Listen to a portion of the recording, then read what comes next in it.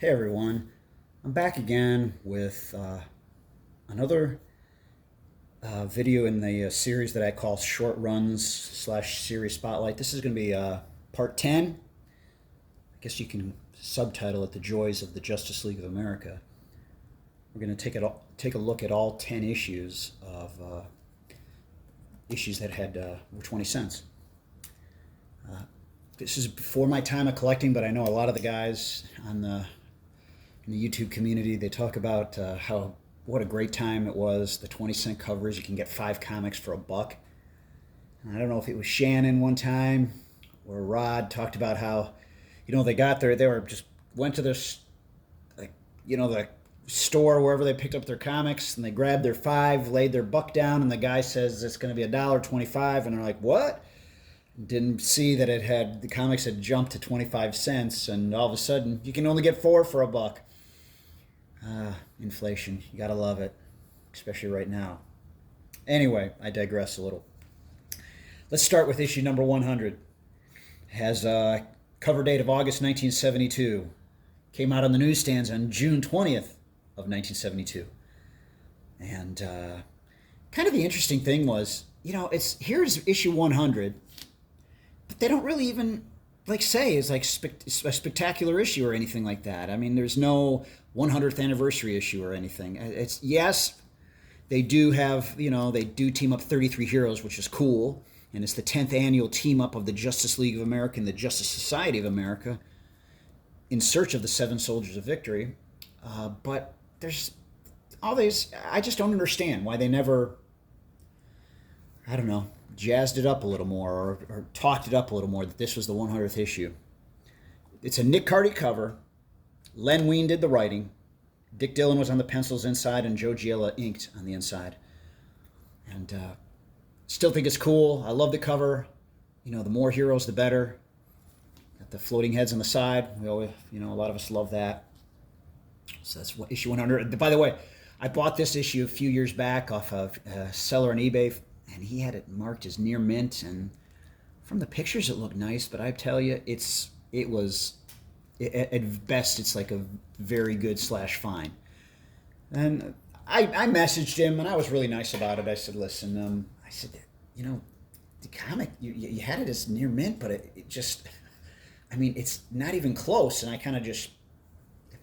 talked to him a little bit about it and everything, and I was just really nice about it. And he was super nice back. He said, hey, I'm sorry you're very disappointed. I think he either refunded my money or all the shipping. I got it at a good price anyway, so maybe one day I'll upgrade this copy. But anyway, that's 100, number 101, cool cover too. I love the giant hand and the Batman, and some of the heroes are hanging out. Dr. Midnight. I was about to say Sandman, but that's Dr. Midnight. In the clutches of this hand, can the greatest heroes of 2 Earths defeat the hand that shook the world? And this came out July 18th of 1972 with a cover date of September 72. And again, it's the same people. Nick Cardy on the cover, Len Wein did the writing, and Dick Dillon did the pencils, Joe Giella did the inks. And I like it there. And that's Diana Prince when she was in her Emma Peel stage. And then the Golden Age Wonder Woman was also here. And Metamorpho was in this. Going to 102. Cover date of October 72. Came out on August 17th, 1972. Again, I think Nick Cardy did almost all the covers of these 10. He might have not done one, but he did 9 of the 10, I believe. And then it's the same team inside, meaning, Len Wein did the writing, Dick Dillon did the pencils, but this time Dick Giordano did the inks. And, Superman's there on the talking about, for the earth to live, one of us must die. Well, I think it was him. But did he really die? And this was like the first of how many times that he supposedly died. But still a cool issue, good cover. Sounds like a picture frame, even though that Marvel did that. But love these 20-cent covers of the Justice League. I really do. Here's a cool issue. Number 103, December 1972 cover date. Came out on October 10th. Hit the newsstands October 10th of the same year. Nick Cardy on the cover. Len Wein did the writing. Dillon on the pencils. Dick Giordano on the inks. And this is where they basically Phantom Stranger joins the Justice League, though he never really gave an answer. But then every so often, when there was more of a supernatural element to some of their adventures, he would appear. He's in one of my very favorite Justice Leagues of America, number 145. He appears, and in fact, he, Superman, and Hawkman die, but then come back. It's a Steve Englehart wrote it. Like I said, it's one of my favorite Justice League titles, issues of all time. And Shannon, solid 4-string bottom end, he in fact got me a coffee mug with that comic on it, which I still have. Anyway, I like this. I like the blue. It was, and again, the floating heads on the side. A stranger walks among us. So cool. Gosh, you love these 20 centers. I know I've said that already. 104, Shaggy Man. I thought he was kind of a cool villain. February 1973 cover date. Went on sale December 5th of 1972, though. And again, Nick Cardy on the cover. Same team as in the previous couple issues. Len Wein did the writing. Dick Dillon does the pencils. Dick Giordano does the inks. Nice issue. Sorry for the glare at times. I'm on my dining room table, and it's just, I got the sliding glass door here, and not even the superpowered Justice Leaguers could stop the attacking Shaggy Man. I was going to do this video a little earlier, but I had a nice size iguana in my backyard that I had to literally, I don't know how he got into the backyard. We have a fenced-in backyard, obviously either under a part of a fence or somewhere. So I had to open my side gate by my garage and then took a broom and just kind of smack him down the fence line. Finally got him out. I didn't want to let my dog out. My dog's a little dog, and I don't know. Those iguanas can be a little nasty. All right, issue number 105. This is from May 1973. That's the cover date. Came out February 1st of 1973. This is a Dick Giordano cover. This is, I think, the only one Nick Cardy didn't do. Giordano did the cover, and he does the inks inside. And Len Wein did the writing. Len Wein did the writing for all 10 issues of the 20-cent era of Justice League of America. And Dick Dillon does the pencils. And Dillon did the pencils for all of the 10 issues of the 20-cent era. Yeah, he did the pencils for almost every issue. I don't know when he started, but he did almost every issue until he literally died at the drawing board. Had a heart attack, I believe. So anyway, a new Justice League member comes. And spoiler alert, it was the elongated man, if I'm not mistaken. Turn that so I didn't get the glare. Look who's back. Look who's alive in issue 106 with an August 73 cover date. Went on sale April 3rd, 1973.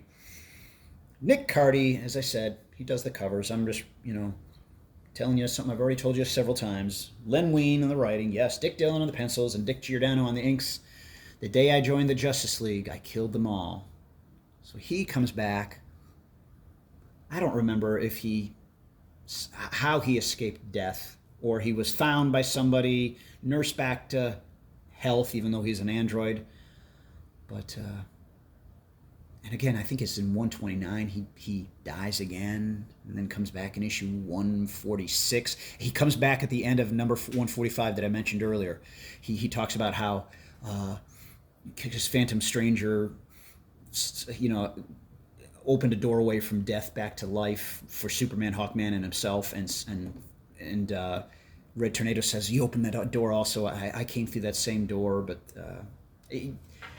I won't get into that. I've actually covered that Spotlight. That was the era of the giant, the double-sized issues, which is a great era of the Justice League of America. If you haven't watched those videos, you should watch them. I mean, not because they're mine, but I mean, it was just a great era of the Justice League of America from issue 139 to 157 when they went to a double size. It was saddle stitched, but you got more bang for your money.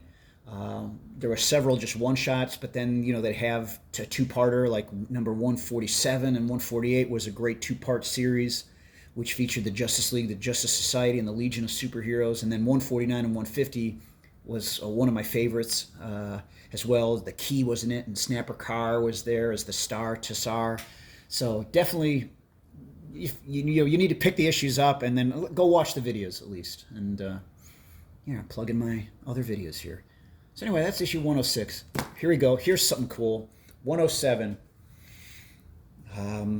October 1973 cover date. It went on sale June 5th, 73. This is the first DC appearance of the group that we would now know as the Freedom Fighters. And they wouldn't come back until, I think, 2 years later when they had their own title. It was about 2 years later, because this is 1973, and I think the Freedom Fighters appeared in sometime in their series started sometime in 1975. But anyway, another team up with the Justice League and the Justice Society, and they summon the two teams to Earth X, where is it Earth X, or I don't remember. Was it Earth X, where where the Nazis won World War II? I think at the end of it, the Freedom Fighters come to Earth 1, or maybe in their series they came to Earth 1. But that, by the way, that's Superman of Earth 2, the Golden Age Superman, which I always thought was cool when he appeared. Nice cover. Again, that's Nick Cardy on the cover. Same team inside: Len Wein, Dick Dillon, Dick Giordano. 108. Is this how World War III will be fought between the superheroes of two different Earths? You have a December 1973 cover date. Went on sale August 2nd. And again, same team as before. Cardy on the cover. Len Wein, Dillon, and Giordano inside. And this would be the last appearance of the Freedom Fighters until they had their own title. And that is a good series. 15 issues. Shannon, Solid 4-String Bottom End, who I've already mentioned, did a series of the week on the Freedom Fighters. If you haven't watched it, go search it in his videos. It was 5-6 years old, but it's a great video. When I watched it, I'm like, okay, I'm buying the series. And it's a good series. It's affordable. I think it's, again, another one of those underappreciated, undervalued, short-run series that I wish would have ran longer, but because it was a short run, maybe it added a little more charm to the whole series. But love the Freedom Fighters. It was great title. But anyway, that's 108. Nice cover. That's the Superman of Earth 2, again, going right against Uncle Sam. Okay, last one, number 109. February 1974 cover date. Went on sale October 2nd of 1973. And again, same team. Nick Cardy on the cover. Len Wein did the writing. Len Wein did a good job in these 10 issues. I really believe he did. And I think he even started in some of the 100-pagers as well, where he wrote. And then Dick Dillon on the pencils. And Dillon had a knack for drawing a lot of superheroes on, he was very good at that. A lot of superheroes on pages and stuff like that. And then Dick Giordano and the inks inside. And this is where Hawkman leaves the Justice League. I just heard one of you Justice Leaguers is quitting. I want to know who and why. I mean, he quit, but I think he comes back in like 117. So, whether they quit or they die, they always return fairly soon. All right, that's it. I hope you liked it. Great little run of the 20-cent covers of the Justice League of America. And then from here, they went from 111 to 116 with this 100-page super spectaculars, which you got to love because, you got a new story and then you get several reprints. And anyway, thanks for watching. And we'll catch you next time. Bye, everyone.